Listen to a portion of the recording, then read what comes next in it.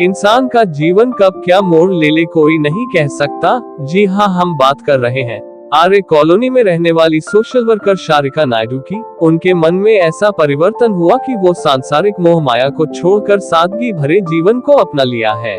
उन्होंने भगवा धारण कर सात्विक जीवन अपना लिया है। भगवान शिव को साक्षी मानकर भगवान महादेव मंदिर अकलोली ब्रजेश्वरी जाकर दीक्षा ले लिया है। आइए जानते हैं आर्य अम्मा का इसमें क्या कहना है।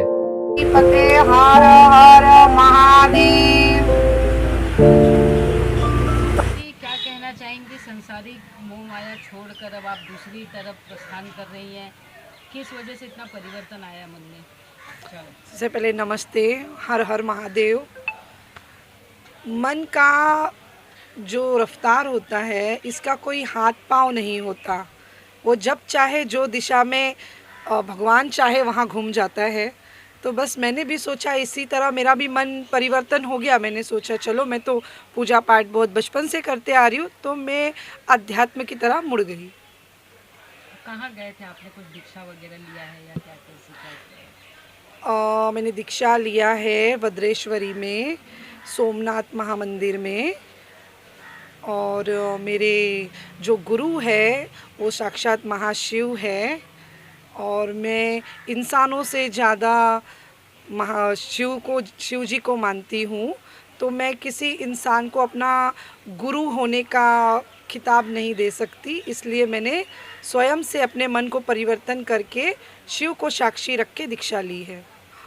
मैं दिन में सात्विक और रात में तामसिक विद्या ग्रहण करूंगी, ऐसा मैंने प्रकल्प किया है।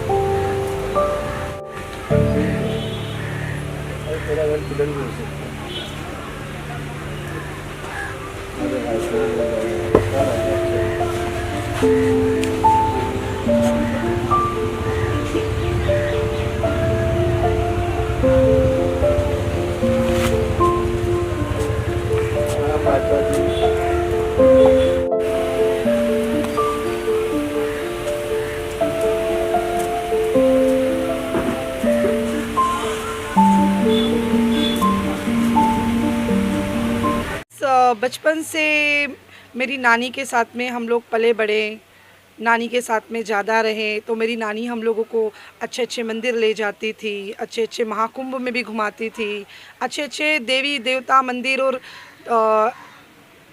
ऐसे घूम घूम के मन परिवर्तन होता है, हर इंसान का होता है। मेरा हो गया तो कोई ऐसी कोई बड़ी बात है नहीं। ऐसी कोई दुर्घटना हुई है कि जिसकी वजह से मन में इस तरीके के विचार आ गए? नहीं नहीं, ऐसा कोई दुर्घटना नहीं हुआ। जब शिव चाहते हैं तब इंसान के मन में अपने आप परिवर्तन होता है। इसमें कोई दो राय नहीं है कि किसी के साथ कोई हादसा होने से ही आप अध्यात्म की तरफ चलो, ऐसा कुछ नहीं है। मन परिवर्तन होने के लिए बस शिव का बुलावा ही काफ़ा होता है। आपने एक बछड़ा भी रखा है घर में, किस तरीके से उसे लेकर आए, उसका देखभाल कर रहे हैं आप, पूजा पाठ कर रहे हैं, सब चीज़ें किस तरीके से की? मेरे मन में बहुत दिन से एक गाय का बछड़ा पालने की इच्छा जागृत हुई थी। तो 2-3 दिन पहले मैं एक बच्चा ढूंढने के लिए गई, गाय का बच्चा मिल जाए मुझे, बछड़ा मिल जाए मुझे। तो मुझे वहाँ पे जाने के बाद में पता चला, मैं रास्ते रास्ते घूम रही थी कि इस तबेले में कुछ मिलेगा, कि उस गोटे में कुछ मिलेगा। तो मुझे कुछ ऐसा मिला नहीं। रास्ते पे एक व्यक्ति मिला, पता नहीं मन में ऐसा क्यों आया कि मैं उससे पूछूं कि भाई यहाँ पे गाय का बच्चा कहीं मिलता है क्या। तो मैंने उनसे पूछा सडनली कि यहाँ पे कहीं गाय का बच्चा मिलता है क्या। उन्होंने हमें डायरेक्टली कहा कि आप ये हमारे तबेले में आइए, एक गाय मर गई है, उसका बच्चा है, वो अच्छे से जी नहीं पा रहा, खा नहीं पा रहा, तो मैंने उसे अडॉप्ट कर लिया। तो क्या क्या खिला रहे, कैसे उसका दिनचर्या, उसका किस तरीके से आप देखभाल कर रहे हैं? दिनचर्या ऐसे है, ये रात में 6 बजे के बाद में आराम से सो जाता है। सुबह सुबह इसे 11 बजे हम नहलाते हैं। नहलाने के बाद में उसको खाना देते हैं। वो चिल्लाता बहुत है क्योंकि अभी उसकी माँ नहीं है, इसलिए थोड़े दिन में वो भी समझ जाएगा कि कोई तो उसे अडॉप्ट किया है, मैं को ही माँ अपनी मान ले। ऐसा मन में है, मतलब कुछ उसके मन से आपका मन जुड़ रहा है इस तरीके से चीज़ें? हाँ हाँ ज़रूर, जब वो मेरे को देखेगा नहीं तब वो बहुत चिल्लाता है। भले से उसको आके भी ज़्यादा टाइम नहीं हुआ, लेकिन जब भी वो मुझे नहीं देखेगा तो बहुत चिल्लाता है। मैं सामने बैठी रहूँगी तो देखो शांति से खा रहा है। आप कैमरा घुमा के देख सकती हो, वो एकदम शांति से खा रहा है हम बैठने पे। क्या लोगों को क्या मैसेज या संदेश देना चाहेंगे? मैं लोगों को यही मैसेज देना चाहूँगी, सुकून से रहिए, सुकून से रहने दीजिए, खुश रहिए, खुश रहने दीजिए। गोविंद जी क्या कहना चाहेंगे? सभी चीज़ों में आपके साथ में रही, बहुत सारी लड़ाइयाँ लड़ी, अब संसार की बहुत सारी चीज़ों को छोड़कर धार्मिक जो चीज़ें हैं उसे अपना लिया है उन्होंने, तो कैसा रहा, उनके कितने करीब हैं, तो क्या बताना चाहेंगे?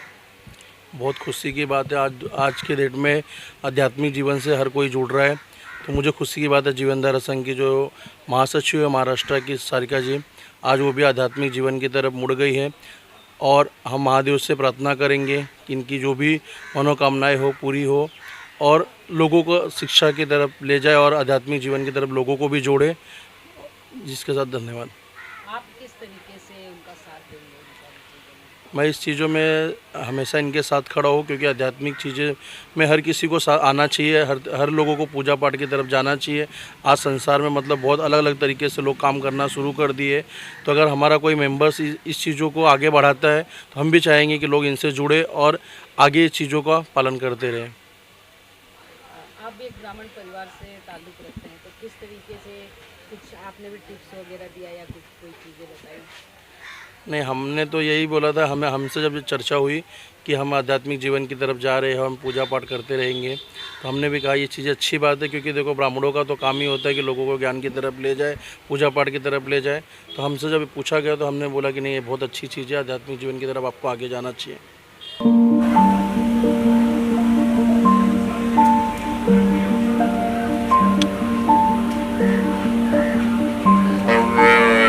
मम्मी